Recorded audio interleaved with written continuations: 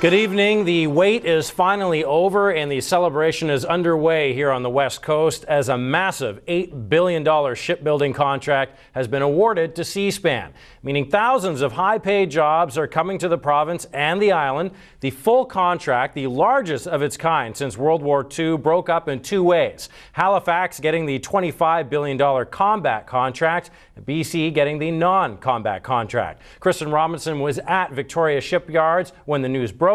She begins our coverage. Nearly all of Seaspan's 700 Victoria Shipyards workers, including office staff and management, gather outside, eagerly awaiting news on whether they'll be one of two winners of a $33 billion federal shipbuilding contract. You know, there's so much anticipation leading up to this about what's going to happen. Victoria Shipyards GM Malcolm Barker nervously paces the deck of HMCS Calgary. Moments before the big prize, a $25 billion military package is awarded to Irving of Halifax. The successful bidder for the non-combat package is Vancouver Shipyard.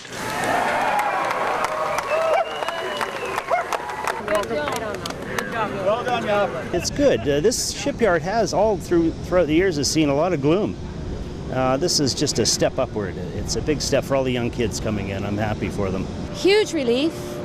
Bills paid on time, lots of work.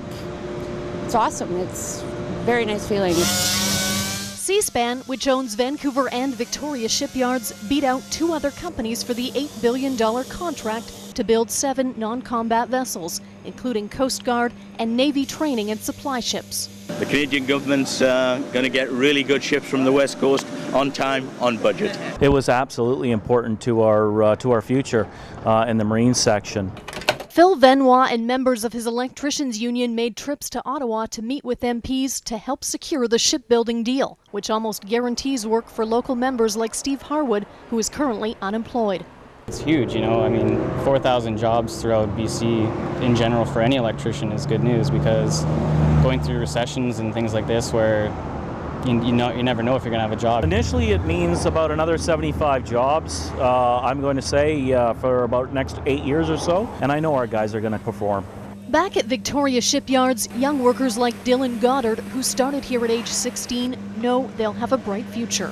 Oh, it's fantastic news. For the distant future, this is fantastic for myself, a lot of my colleagues, and along with other new apprentices and other people that are going to eventually come into the shipyard business, because we're going to need lots of people.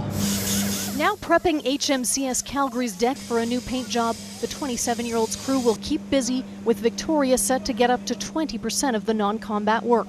Seaspan will spend about $160 million on infrastructure, and while the ships will be built in Vancouver, sea trials and finishing will be done here. Construction could start in late 2012.